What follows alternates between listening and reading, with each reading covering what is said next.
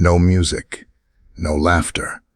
Just Denzel Washington, sitting under the lights, as a trap slowly snapped shut around him. Before we dive in, let us know where you're watching from today. And if you like this story, don't forget to subscribe. The camera rolled in silence. There was no monologue, no opening joke, no music. Just a close-up of Jimmy Kimmel, seated still at his desk, hands folded tight, eyes trained on the lens. The room wasn't lit for comedy tonight. It was lit for something colder, sharper. He spoke, not with a smirk, but with the steadiness of someone about to cut deep. "Mr. Washington," he said, barely blinking, "do you know why I really invited you here tonight?" The audience didn't laugh. They didn't even move. Something was wrong, and everyone felt it. From stage right, Denzel Washington emerged, not with flair, but with force. Each step slow, deliberate, like a man walking into a courtroom, not a late-night show. He wore a plain black jacket, clean, unflashy, with a small American flag pin on the collar. His expression unreadable, carved from granite. He didn't wave, didn't smile. He nodded once to the crowd, once to Jimmy, and sat, back straight, hands resting, eyes steady. Jimmy didn't offer a handshake. "There's something you've built," Jimmy continued, voice controlled, "something you've poured your name into. The Freedom Collective, food programs, clinics, pop-up schools. People call it revolutionary. Others call it dangerous." Denzel didn't move, not an inch. Jimmy leaned forward, elbows on the desk. "What most people don't know is that the Department of Domestic Oversight has been investigating your organization for coercive fundraising practices and civic disruption." He paused. "Did you think I wouldn't bring that up?" The crowd shifted, uncomfortable. A few whispered. One camera zoomed slowly in on Denzel's face. Still, he didn't flinch. Jimmy kept going. "See, some of us thought we were getting Denzel the actor tonight, the legend, the icon. But what we got," he gestured at the air, "is something else. A man with more political pull than most senators, operating under the radar, using hope like currency." He leaned back now, almost relaxed. "And now you're here, sitting in my studio. So I'll ask again, do you know why I brought you here?" Silence. Then Denzel spoke. His voice was low, even, not theatrical, measured like a scalpel. "You didn't bring me here," he said. "I walked in, on purpose." Jimmy tilted his head. "So you expected this?"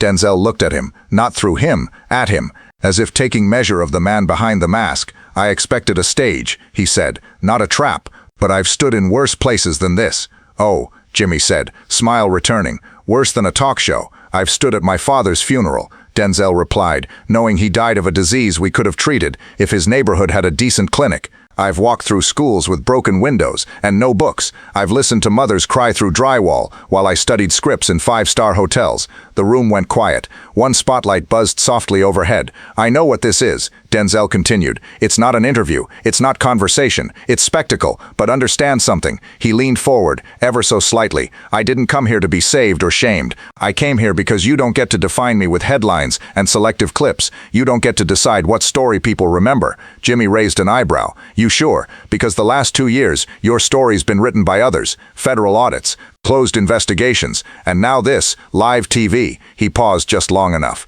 "So go ahead, Mr. Washington. Explain to America why the man who played Malcolm X is now being looked at like a cult leader with a budget." The words hit like a slap. The audience gasped. Some winced. A few even clapped, but the sound was nervous, unsure. Denzel inhaled once, deeply. Then his lips moved. "Because I don't play revolutionaries," he said. "I build them." A beat, then silence, then noise. Phones came out. Whispers turned to murmurs, murmurs to electricity. The set hadn't exploded, but something underneath had cracked, and it was only the beginning. Jimmy didn't smile. He didn't blink. He just sat there, frozen for a beat, letting the echo of Denzel's words fill the studio like smoke in a sealed room. "I build them," Jimmy repeated softly, almost to himself. Then louder, for everyone to hear.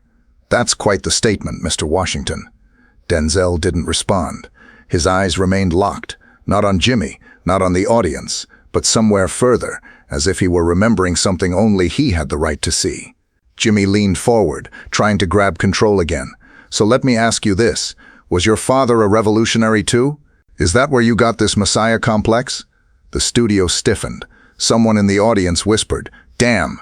Even the crew glanced at each other nervously.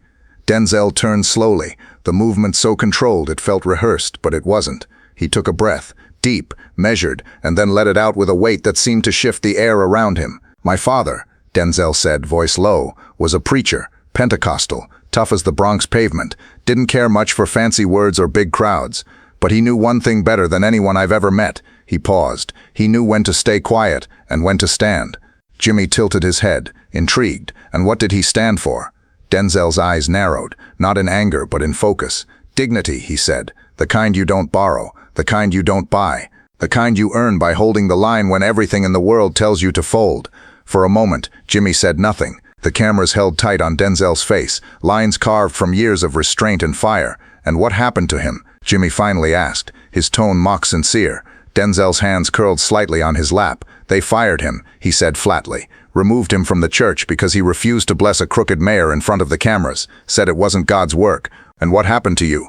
Denzel looked up now, full force, gaze sharp enough to cut glass. "I watched a man lose everything and still sleep peacefully at night." Jimmy smirked. "So now you've inherited the moral high ground, is that it? Built your empire on your daddy's struggle?" "No," Denzel said, quieter now. "I inherited the silence, and I turned it into sound." He leaned forward, elbows on his knees, the set dead silent. "See, Jimmy, it's easy to shout from behind a desk, easy to throw jabs with cameras protecting you. But my father taught me something else too."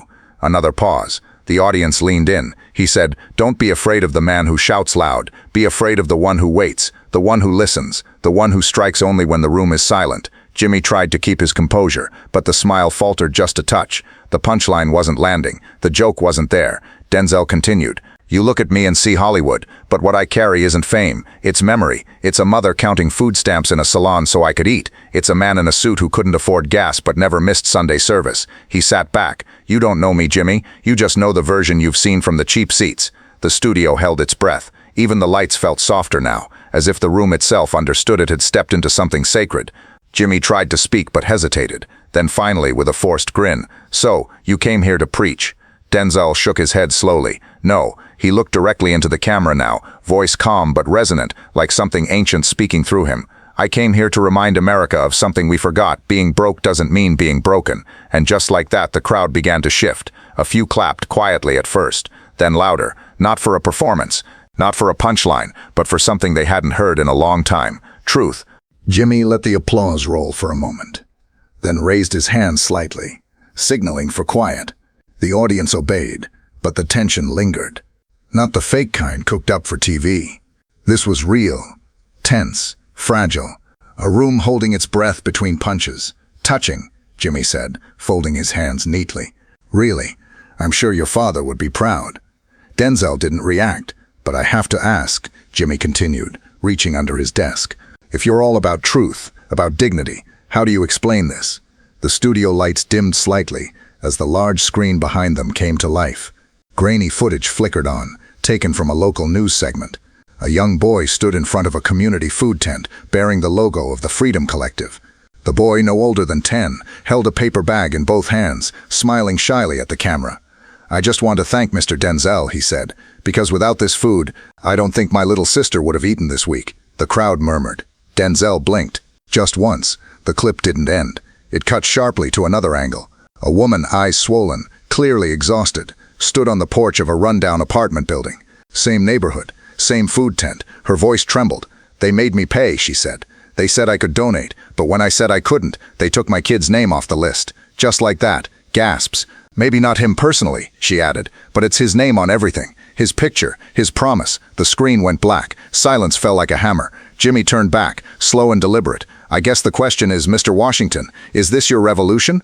Denzel sat still. No words, no defense, just stillness. Jimmy waited. The audience shifted uncomfortably. Some leaned back, others leaned forward, eager for the blowback. The house band looked frozen in place. One producer behind the cameras whispered, "Do we go to break?" Another shook his head. Denzel finally spoke, but not to Jimmy. He looked out toward the crowd, toward the cameras. His voice came soft, almost gentle. "I know that boy." The crowd stirred, a few eyebrows raised. "I met him once, when he didn't speak, just held onto his sister's hand like she was the only thing left keeping him upright." He turned to Jimmy. "And that woman? She shouldn't have been turned away. She shouldn't have been made to pay. And I didn't build this for that." Jimmy pounced. "But your name is on it." Denzel didn't blink, and so is my responsibility.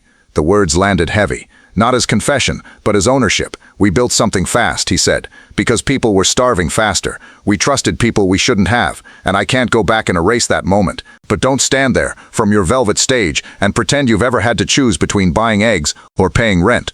The audience stayed quiet. No cheers, no boos, just stillness. Jimmy shook his head, almost smiling. So now you're the victim? After cashing all those donations, all that praise? No, Denzel replied, his voice suddenly firmer. I'm not the victim. I'm the one standing in the fire while men like you roast marshmallows on the sidelines. The room tensed, a few quiet gasps. And that's the difference, he added. You comment, I carry. Jimmy leaned back, jaw clenched, fingers tapping the desk. He hadn't expected that kind of composure. Not after that footage. Not after a moral gut punch on live television. But Denzel didn't come here to flinch. He came to stand.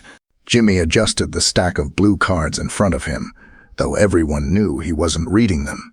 His fingers tapped a little faster now, the smirk on his face tighter, thinner. He wasn't in control anymore, and he knew it. You say you carry, Jimmy said, voice measured, but let me show you what you've actually built. He clicked a remote. The screen behind them lit up again. Charts, data, maps, flashing red dots across major cities.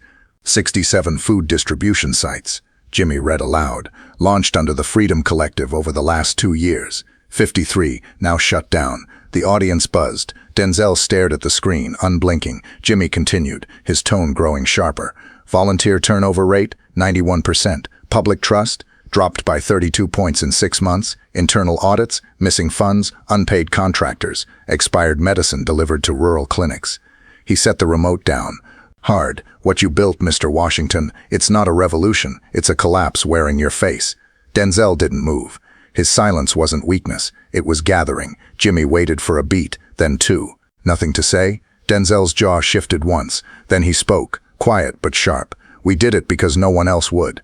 A few audience members murmured. He didn't look at Jimmy, he looked past him. When the shelves went empty, we filled them. When schools closed, we built rooms with folding chairs and borrowed books. When clinics ran out of gloves, we used our hands. He finally turned, fixing his eyes on Jimmy. And yes, we failed. Sometimes. We fell short. We broke under pressure. But we were there. When the cameras weren't. When the politicians vanished. When the news cycle got bored. His voice rose, not shouting, but cutting like stone. You point to numbers. I point to names. You see closures. I see kids who ate for the first time in days. You show data. I remember faces. Jimmy laughed, sharp and short. Oh, come on. That's such a convenient pivot. We're not talking about good intentions. We're talking about damage. About mothers who don't trust your name anymore. Denzel didn't back off. And what do they trust, Jimmy? The state that forgot them? The supermarkets that price their kids out of lunch? The hospitals that won't take them without insurance? Jimmy leaned forward, voice low. Maybe they trust truth. And maybe that's why they stopped trusting you. Silence. Then Denzel leaned in too, closer than before. You want truth? He gestured to the screen still glowing behind him. Those shutdowns, you know why they happened. Not because of fraud, not because of some secret empire. They happened because cities started cutting our permits. Inspectors showed up 5 times a week, power cut without warning, trucks rerouted. No warnings, just red tape. He paused. We weren't crushed by failure, we were buried by bureaucracy.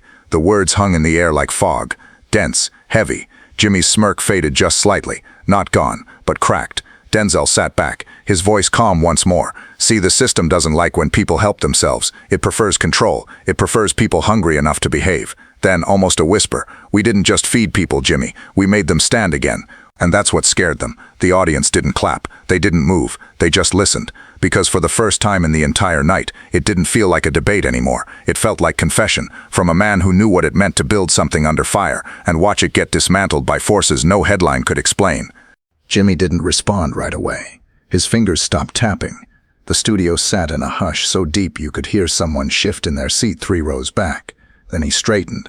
Well, he said, exhaling. That was quite the speech. He reached under the desk again, not for a prop, not for a card, but for a second screen. This time it didn't show charts, it didn't show headlines, it showed a room, a crowded church basement somewhere in South LA, plastic chairs, fluorescent lights, and people, dozens of them, lined up with paper tickets in their hands. A woman appeared on screen, mid-40s, tired eyes, holding a toddler on her hip. She looked straight at the camera. I waited 6 hours to get a bag of rice, she said. They told me the truck broke down. said there was a shortage, but I saw men in suits drive off with full boxes out the back. Her voice cracked. I voted for him. I told my neighbors to trust him. I gave my last $20 to the donation jar. She looked down, and when I called for help last week, no one picked up. The video cut, the screen went black. A man in the audience stood up. That was my sister, he said loudly, pointing. That was her. You promised her support. You said no one would be left behind. Security turned. Denzel turned too. She wasn't supposed to be, he said quietly. But the man didn't sit. You gave speeches, he snapped. But where were you when the food ran out? Where were you when my niece went 2 days without milk?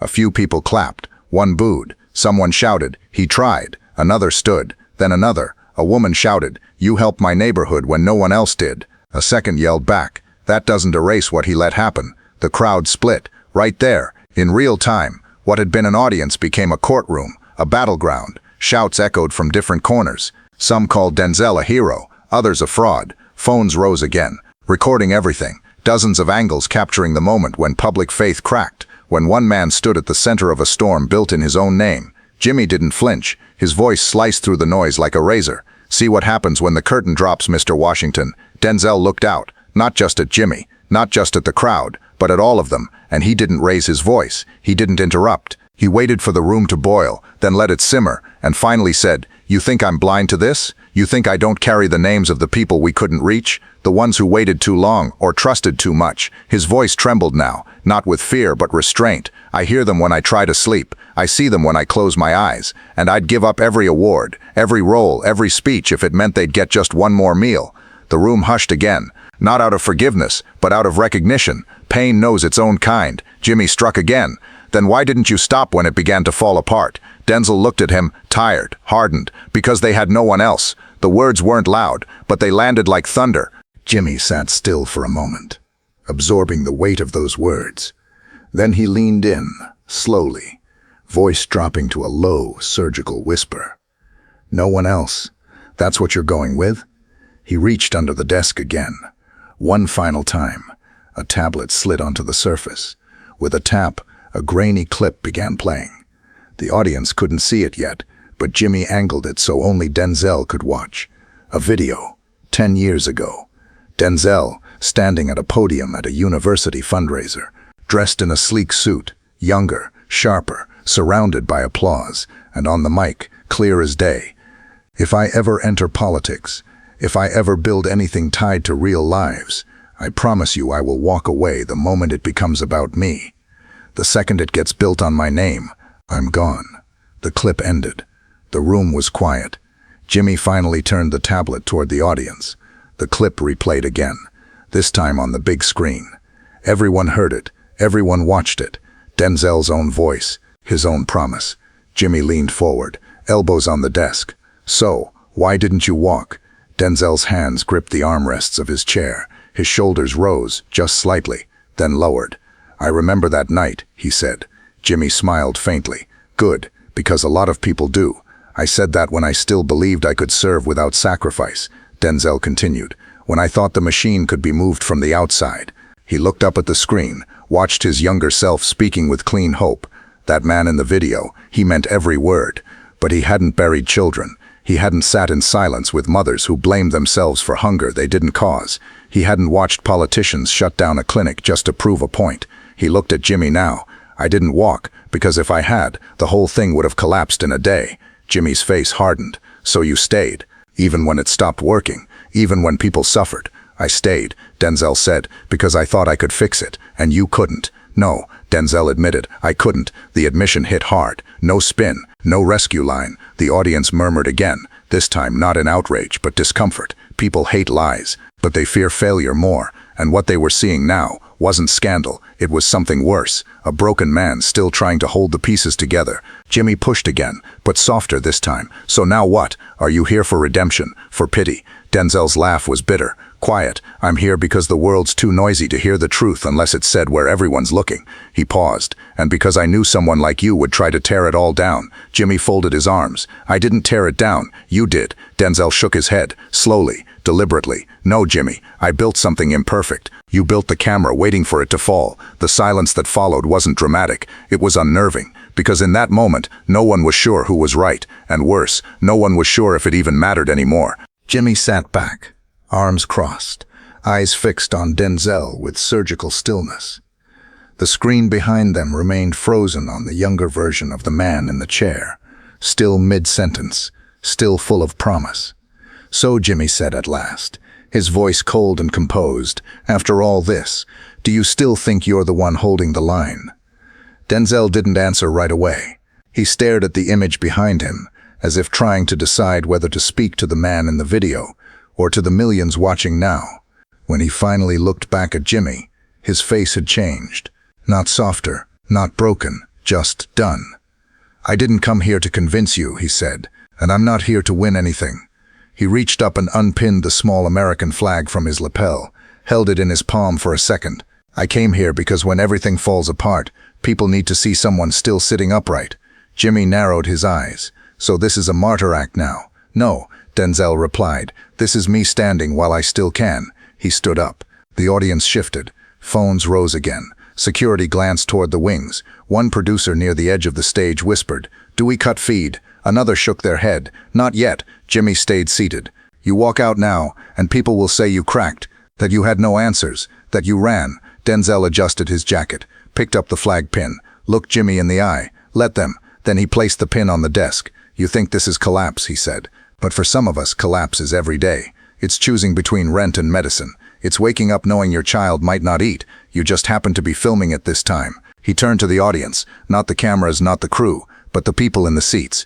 "I never promised to be perfect. I promised to show up, and I will keep showing up, long after this light fades." He started walking. Jimmy's voice followed behind him, quiet, cutting. "And when they stop showing up for you," Denzel didn't turn around. "They already have," he said. And then he stopped, turned just enough for the cameras to catch his profile. "But history won't remember who won the argument," he added. "It'll remember who kept standing after it." And with that he walked off. No music, no fanfare, just footsteps echoing down a hallway that now felt like a trial chamber emptied after the verdict. The audience didn't cheer. They didn't boo. They sat in a stunned, fractured silence, unsure whether they'd just watched a man fall or refused to. Jimmy Kimmel sat still, eyes locked on the flag pin left on the desk, and for the first time all night, he didn't have a comeback.